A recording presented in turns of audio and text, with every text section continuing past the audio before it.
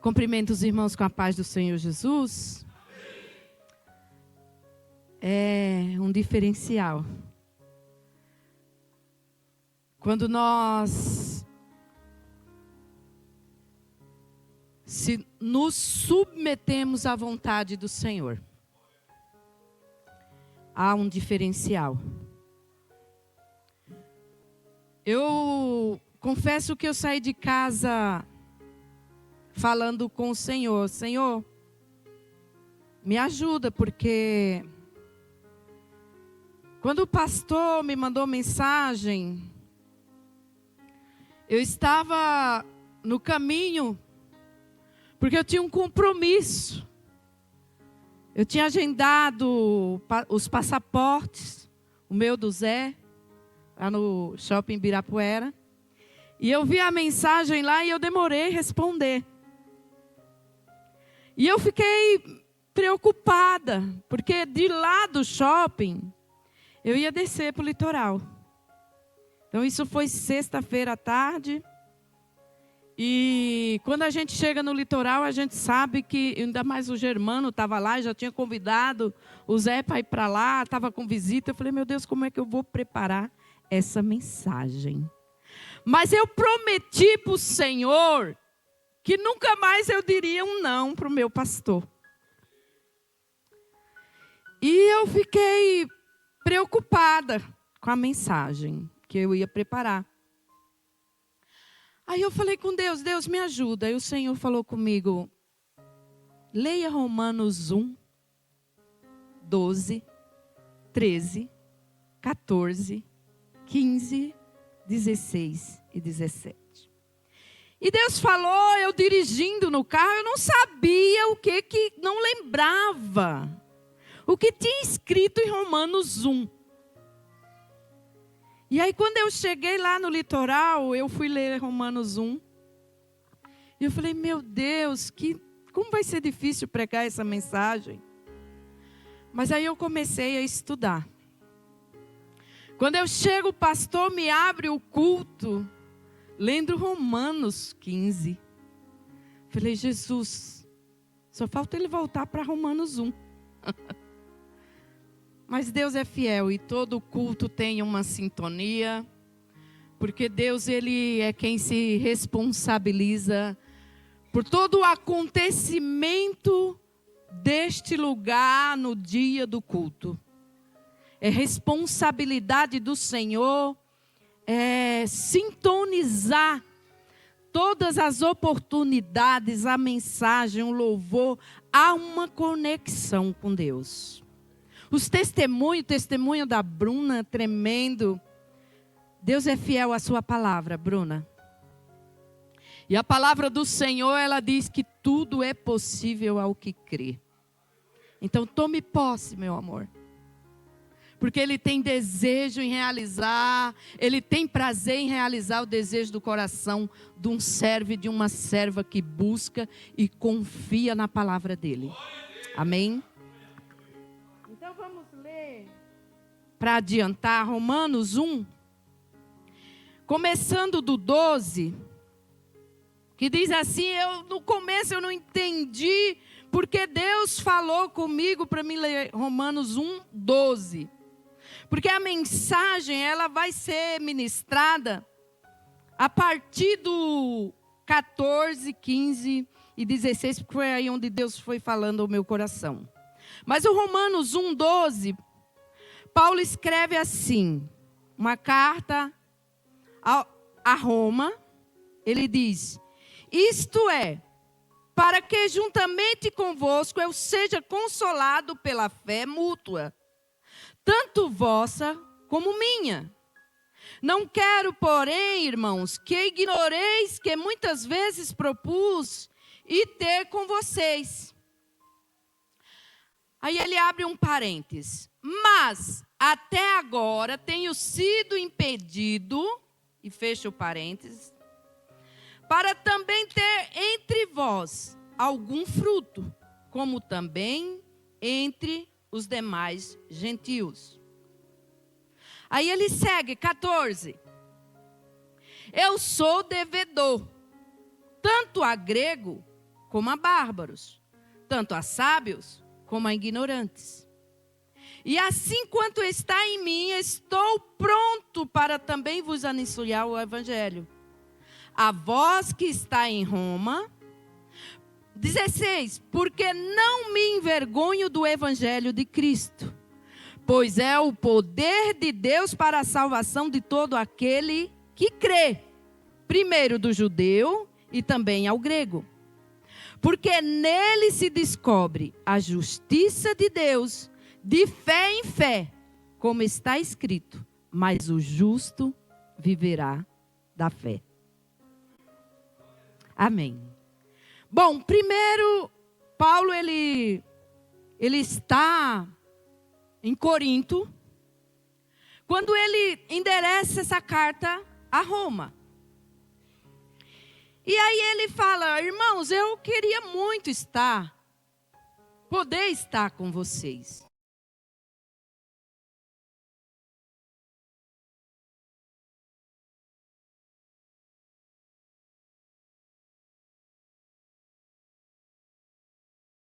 Autoridades que impedem Paulo de estar em Roma, com os irmãos de Roma, com a igreja de Roma. A Bíblia não fala, mas o que nos traz de entendimento é que Paulo tem as suas responsabilidades ali, onde ele está. E por ter a responsabilidade dele como ministro do Evangelho, muitas vezes nós queremos estar com alguns irmãos, mas temos algumas coisas a fazer. E por isso não conseguimos estar naquele momento. E ele diz, a minha fé vai ser fortalecida quando eu chego aí. Sempre é fortalecida. E é uma fé mútua. Também a de vocês, com a minha presença, será fortalecida. E Paulo, ele segue falando. No 13, ele faz um pedido para os irmãos, não ignoreis. Porque muitas vezes, amados, nós temos essa tendência de fazer algumas ressalvas. Por que será que o meu pastor visita fulano e não me visita? Por que será que o meu pastor vai até tal lugar e não vem ter comigo? É sempre assim. E Paulo, ele está meio que se justificando, porque ele não teve como fazer essa visita à igreja de Roma. Então ele segue falando, e no 14, versículo 14 do Romanos 1, ele fala algo que quando nós não nos aprofundamos a conhecer, a estudar, a ler as Escrituras, nós temos a tendência de entender meio que estranho. Mas ele diz, eu sou devedor tanto a gregos como a bárbaros, tanto a sábios como a ignorantes. E esse devedor é uma palavra que remete a mim e a você como uma pessoa que pega algo e que não paga. Eu sou devedor. Você é devedor. E o devedor que não paga, ele recebe logo o nome de caloteiro. Porque ele é devedor. Eu sou caloteira. Eu sou uma devedora e não pago. O Paulo diz, eu sou devedor. Tanto a gregos como a bárbaros. Tanto a sábio como ignorantes. Aí você vai falar assim, não, mas eu não sou devedor. Eu pago tudo em dia. Se eu pego dinheiro emprestado, eu pago. Se eu falar que eu vou pagar naquele dia, eu pago naquele dia. Lá na frente nós vamos entender porque Paulo disse, eu sou devedor. O 15, ele continua dizendo: e assim como está em mim, estou pronto para também vos anunciar o evangelho. A vós que está em Roma.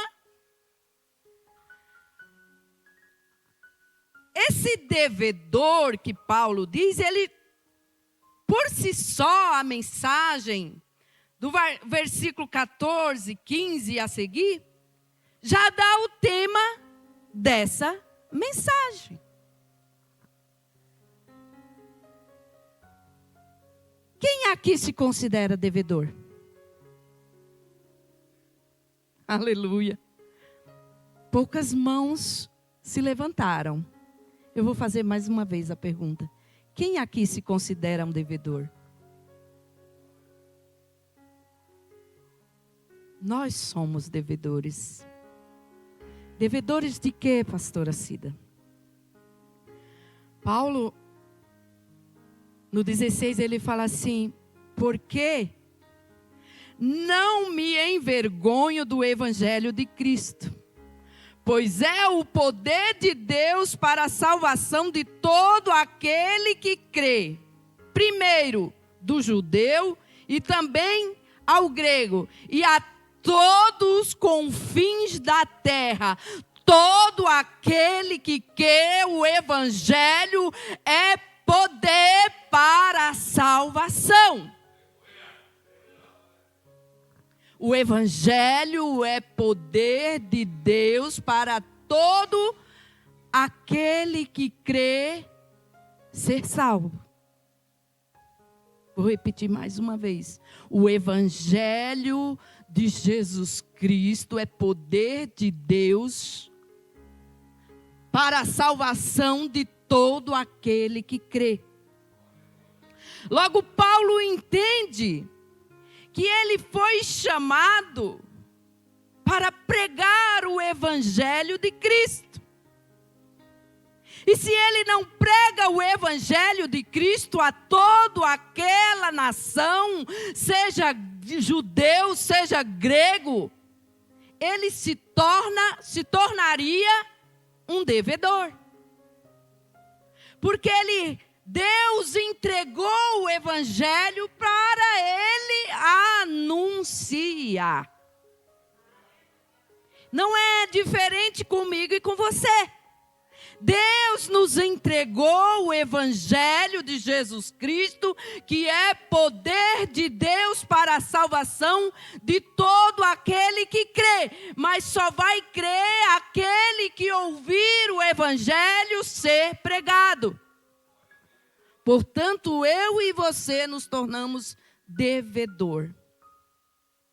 Mas o Paulo, ele também diz: eu estou pronto. Não basta apenas receber o evangelho de Cristo e sair anunciando. Tem que estar pronto. Como que nós estamos prontos para pregar o evangelho de Cristo? Estudando o evangelho de Cristo. Colocando não apenas na teoria, mas na prática, os ensinamentos de Cristo.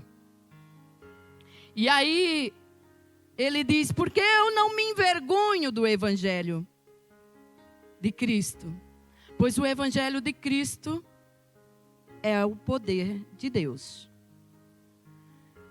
Quantos de nós muitas vezes deixamos de anunciar o evangelho de Cristo porque nós colocamos algo no nosso entendimento de que tem que haver uma situação ou uma oportunidade absoluta para ministrar o evangelho de Cristo?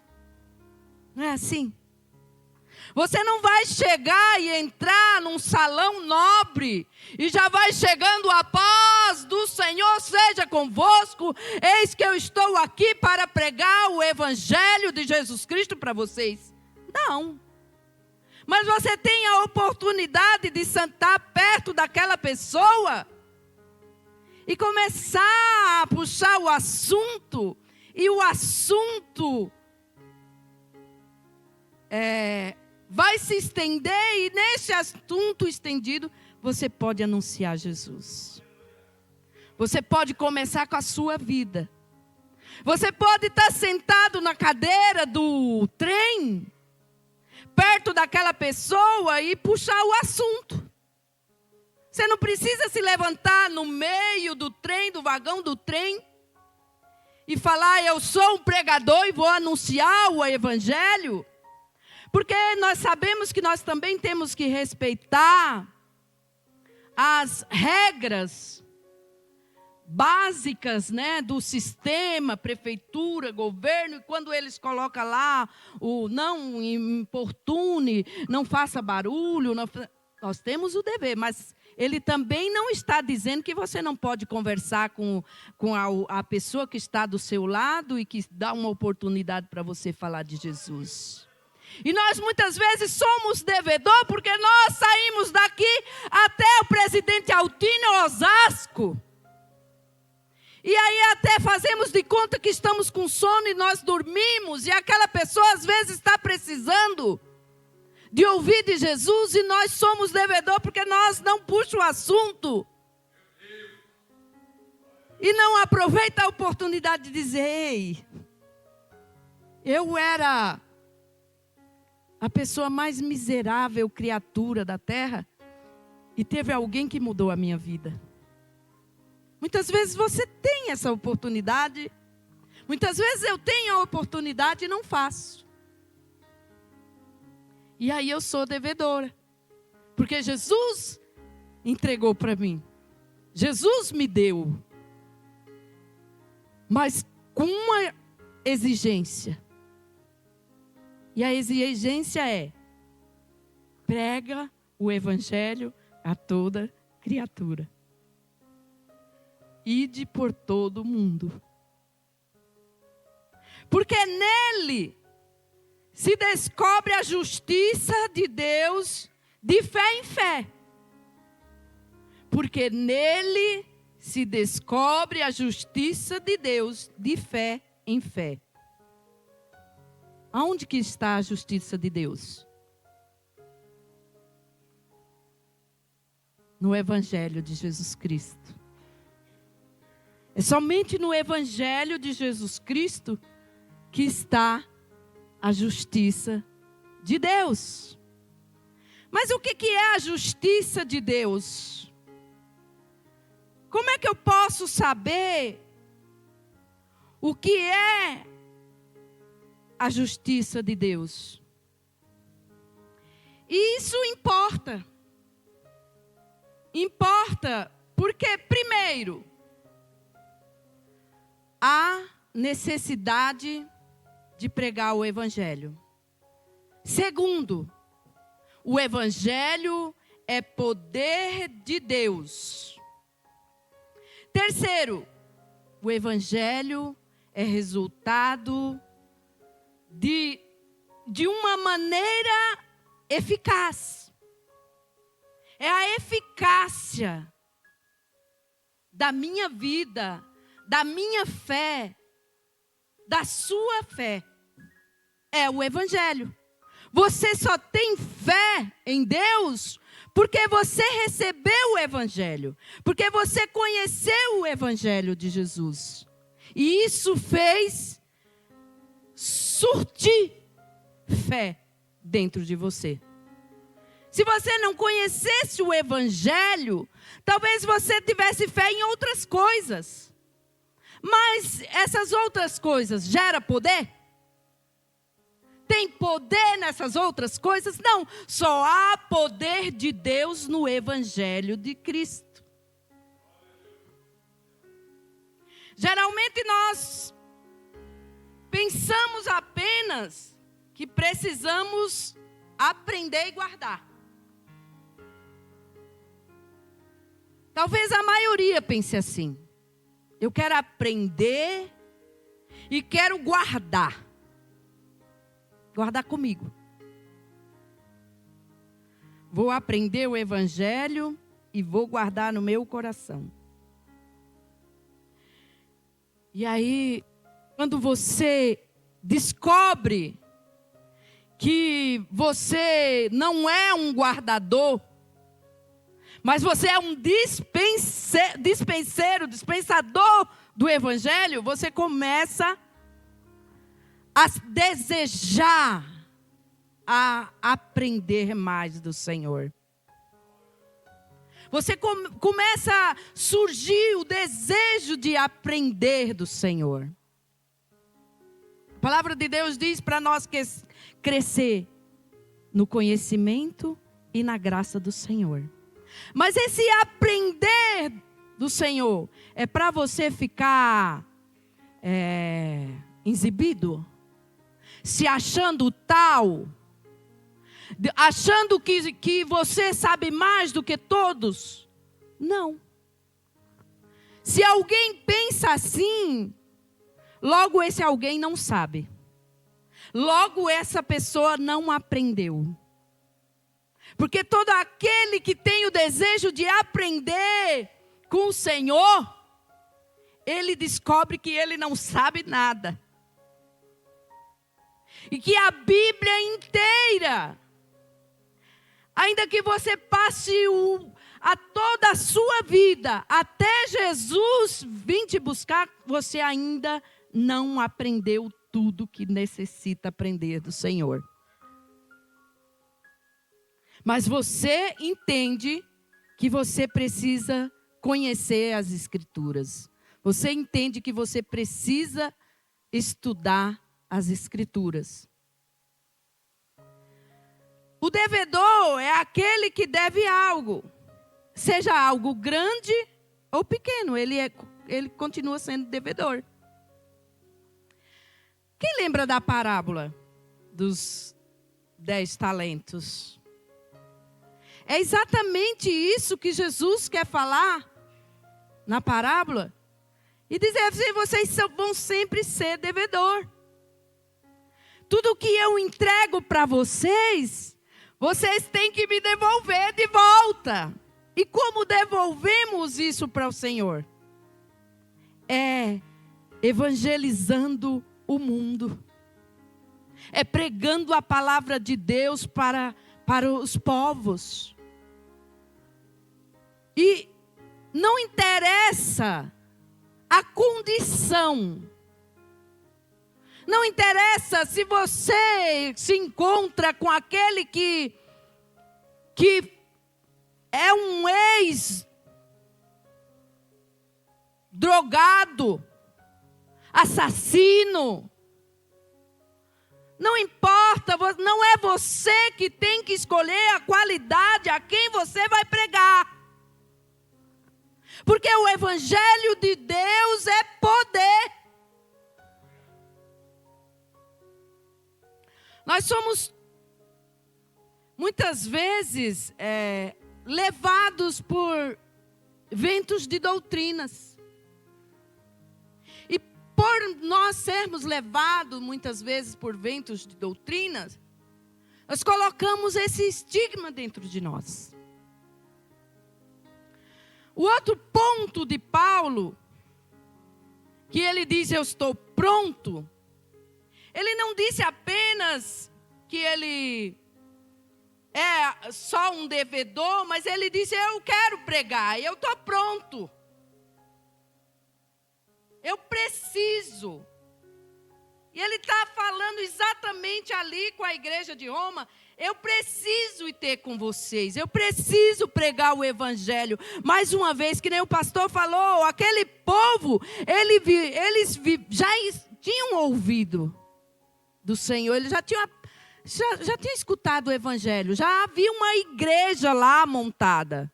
Paulo já tinha ido lá, ele já tinha fundado a igreja, mas aquele povo, eles estavam querendo fazer, como o pastor mencionou aqui, tudo da maneira deles, do jeito deles. E nós não, se nós não lemos a palavra, não estudamos a palavra, a tendência é que nós vamos fazer da nossa maneira, do nosso jeito, como nós entendemos. e não com o entendimento de Deus para as nossas vidas. Ele fala assim: eu não me envergonho do Evangelho de Jesus Cristo. E trazendo para hoje, muitas vezes, nós estamos nos ambientes e nem falamos que somos crentes, ninguém nem sabe que nós servemos um Deus vivo, que nós fomos transformados. Porque o Evangelho de Deus é poder para transformar. O Evangelho de Deus é poder como uma metamorfose. Não é apenas no espiritual. Ele não tem poder apenas para o espiritual.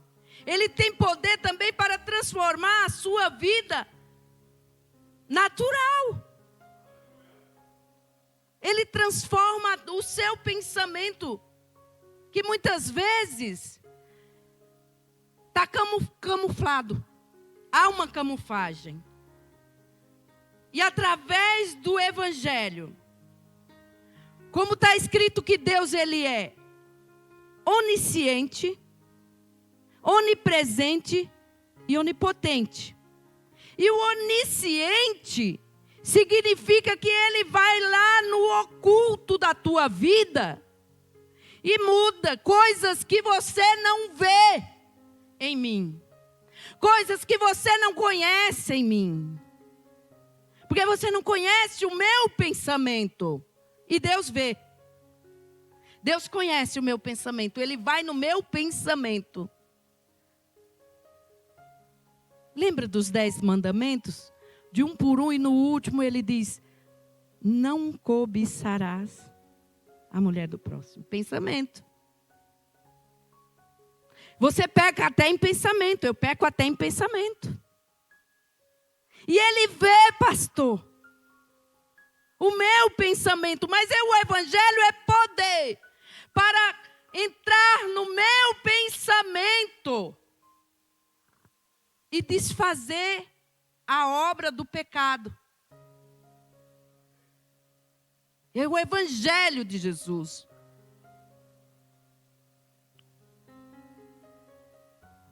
Foi Jesus que se entregou naquela cruz. Ele se entregou na cruz, não apenas por mim, por você que é bonzinho. Ele se entregou na cruz pelos malfeitores. Ele se entregou na cruz pelos assassinos. Ele se entregou na cruz por aquele que bandido mais bandido. Ele se entregou pelos ladrões. Ele se entregou pelos sonegadores, aqueles desordeiros da lei. Ele se entregou.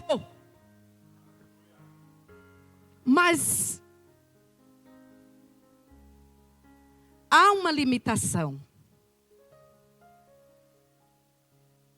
Porque quando Paulo diz: eu não me envergonho do Evangelho, ele, na época, ele está falando assim, há sábios desta época, que eles fazem uma ligação do Evangelho de Jesus Cristo ao Messias, que morreu na cruz, cravado. Na época, quem morria na cruz? Era todos aqueles que praticavam o mal, os malfeitores, aqueles mais horrorosos da época. Então os sábios na época falavam assim: mas isso é um escândalo. E Paulo disse: eu não me envergonho do Evangelho. Para mim não é escândalo. Pode ser loucura para os homens, mas para mim é poder de Deus, que transformou a minha vida. E por isso eu necessito pregar o Evangelho e que outras pessoas creiam que há um Deus que pode salvar. Por isso que ele disse que ele não se envergonhava do Evangelho. O Evangelho tem poder de desfazer todo o império das trevas na vida das pessoas que crê. Da vida das pessoas que cegamente não conseguem enxergar. Mas aí, ao conhecer o Evangelho, a palavra de Deus, a palavra do Senhor diz que as escamas, elas caem dos olhos. As trevas se desfazem, as traves dos olhos. Jesus, ele confronta o nosso eu com o Evangelho. O Evangelho de Jesus Cristo, ele tem poder para transformar mentes cativas a tradições centenárias. O Evangelho de Jesus Cristo, ele tem poder para torná-los totalmente dependentes da vontade de Deus. Paulo, ele, através do Evangelho de Jesus Cristo, quando ele tem um encontro e quando ele conhece o poder de Deus, através do Evangelho de Jesus Cristo, Paulo pregava preso. Paulo pregava doente. Paulo pregava ardendo em febre, picado pela cobra, naufragando. Paulo pregava o Evangelho de Jesus Cristo. Porque ele entendia que o Evangelho de Jesus é poder. É poder. Ele entendia que a palavra de Deus tem poder para dar salvação. Salvação àquele que era escravo. Salvação àquele que estava morto. Salvação àquele que já estava condenado. Porque nós estávamos condenados. Por conta da natureza do pecado, nós estávamos condenados. Todos pecaram e estão destituídos da glória de Deus. Todos, todos, todos, todos. Nós estávamos condenados. E o poder do Evangelho superabundou. O Evangelho é o poder de Deus para aqueles que creem. Então não há salvação em outro Evangelho. Não há salvação em outro Evangelho.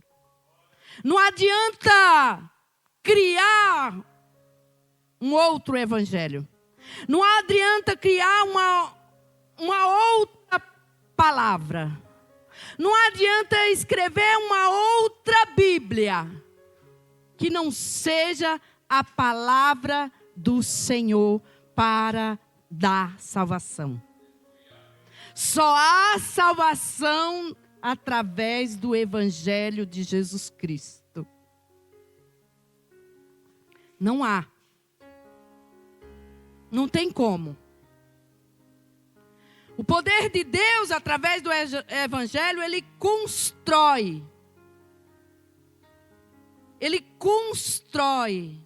Ele constrói a sua fé. Poder, aqui, ele vem de dinamis, que significa dinamite.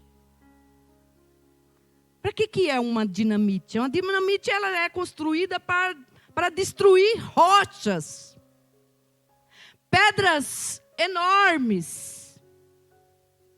E esse poder de Deus no Evangelho de Jesus é um poder que destrói a nossa arrogância, mas é o poder de Deus que constrói Jesus em você.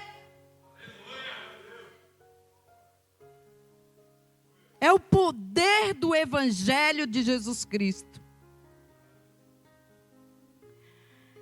Então, E se nós formos aprofundar nas Escrituras, nós vamos descobrir que o poder do Evangelho de Deus não é poder para a salvação dos incrédulos.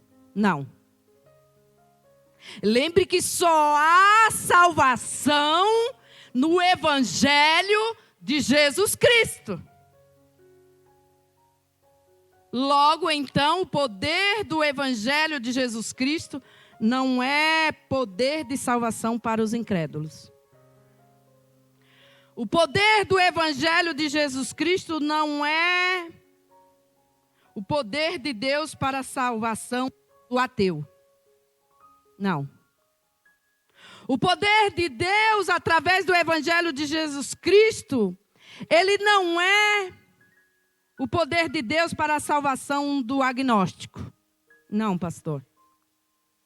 Ele não é o poder de Deus para a salvação do místico, do sincrético. Ele não é o poder de Deus para a salvação do esotérico. O Evangelho de Jesus Cristo, ele não é poder de Deus para a salvação daquele que abraça um outro evangelho. A linguagem de Paulo, lá em os Gálatas. Em outro evangelho diferente, de outra natureza, de outro conteúdo. O Evangelho de Deus não é poder, de Jesus Cristo não é poder de Deus para estes. Há uma condição. O Evangelho de Jesus Cristo é e sempre será poder de Deus para a salvação apenas para aqueles que crêem. Isto é muito importante. E a pergunta é, nessa noite, você crê? Você crê no Evangelho que trouxe Jesus Cristo para a cruz do Calvário? Para se entregar por amor à sua vida? Você crê que Jesus Cristo, ele não é apenas um personagem criado por uma lenda, um fantoche, mas ele é um personagem histórico da Bíblia, a qual você não andou com ele, você não viu, mas você tem na sua mente um entendimento, intelecto, porque a fé ela tem que ser intelecta, pastor. Você tem que entender o Evangelho para crer nele e confessar o Senhor como seu único suficiente Salvador. Porque a palavra do Senhor diz que não há outro caminho que te leve a Deus, somente através de Jesus Cristo, encarnado pelo Evangelho, que se fez carne através da palavra do Senhor, o haja de Deus. A sua fé ela tem que ser uma fé intelectual para entender que a palavra do Senhor ela constrói isso na sua vida. Então logo você não está sendo ignorante quando você recebe a palavra do Senhor. Porque você aqui, você já entendeu que não há outro caminho, não há outra situação, não há outro evangelho, não há outra palavra, não dá para apenas você basear-se no Cristo que nasceu da Virgem Maria. Não dá apenas para você se basear que você vai ser salvo apenas por você fazer caridade. Não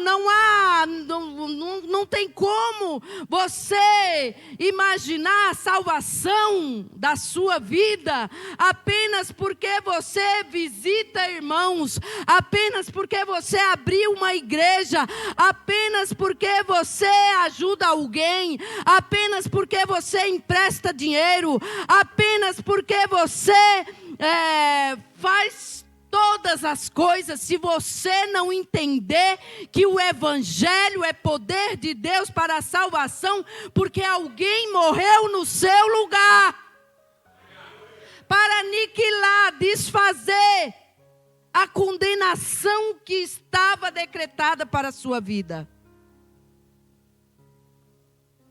A palavra do Senhor diz que Ele se entregou para te dar vida, para você não ser condenado. E logo a cédula foi rasgada. A cédula que te condenava, Ele rasgou. Ele fez por amor. Não adianta falar assim, nossa Deus, beleza, olha, joia, como você é o cara. Você me viu uma pessoa boa. Você enxergou em mim uma bondade. Porque nós não éramos bons. Ele viu em Jesus o amor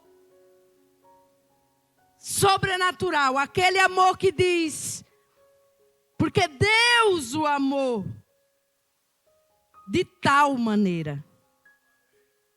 Não tem explicação desse amor. Não tem explicação para tal maneira. Simplesmente Ele amou, Ele me amou, Ele amou você. Mas a condição é: todo aquele que crê neste amor. Se eu não crer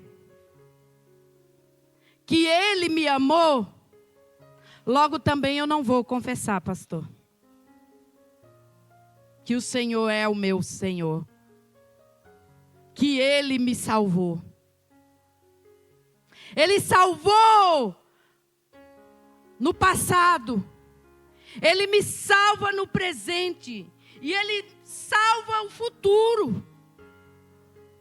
Porque o futuro que nos está reservado é a morte dessa carne, desse sangue. Mas a palavra do Senhor, o Evangelho de Jesus Cristo, que é poder de Deus, Ele me garante salvação no futuro. Quando eu creio e confesso o Senhor, quando eu acredito que a palavra do Senhor é a boca do Senhor falando comigo, é o Senhor revelando Jesus Cristo para mim. Então não adianta eu achar que eu vou fazer malabarismo, que eu vou pregar bonito, que eu vou saber a Bíblia de Gênesis a Apocalipse. E o poder de Deus através do Espírito Santo, pastor, ele remói dentro de nós, porque nós não deixamos de ser pecadores. Nós continuamos pecando. Só que o processo é que quando você confessa os seus pecados a Deus, a palavra do Senhor diz que Ele é advogado.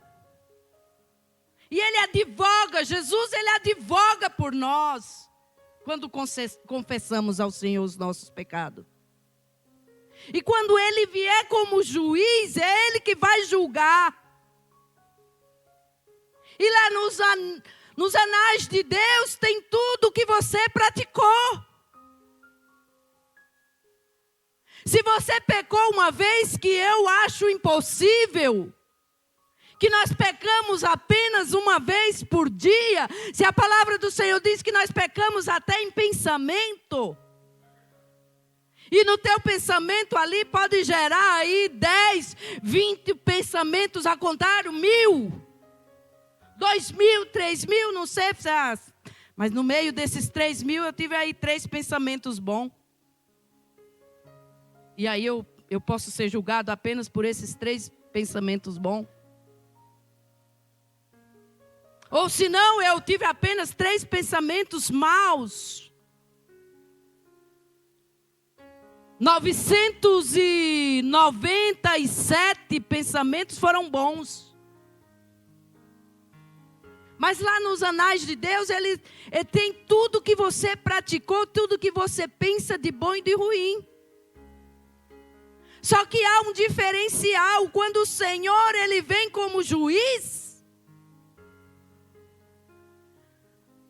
você que já confessou o Senhor, que creu nessa palavra, você passa de ser apenas um servo, você passa a ser filho. Filho de Deus. E o Pai perdoa os filhos. É somente o Pai que perdoa os filhos. Porque a sentença já foi paga. Não tem mais como condenar 2 vezes, pastor. Já foi paga. A sua dívida, a minha dívida já foi paga. Através de Cristo na cruz. O sangue dele. A palavra do Senhor diz que o sangue dele nos lava de todo pecado. O sangue dele nos lava de todo pecado. A palavra do Senhor diz: de todo pecado. Todo pecado. Todo pecado. Todo pecado. Ele já pagou. E ele ainda faz um depósito na sua conta. Ele faz o depósito na sua conta. Ele pagou a sua dívida. E ele ainda fez o depósito na sua conta. Qual é o depósito da conta que o Senhor fez? Portanto, nenhuma condenação há para aqueles que estão em Cristo Jesus. Que Deus abençoe vocês. Que vocês levem essa palavra no coração de vocês. Que vocês não se esqueçam que a dívida foi paga. E que não há nenhuma condenação para aqueles que crê no Evangelho, que é poder de Deus para a salvação daqueles que estão em Cristo Jesus. Amém? Que Deus abençoe a todos. Eu agradeço a minha rica oportunidade e as palmas louvam e engrandeço o nome do Senhor.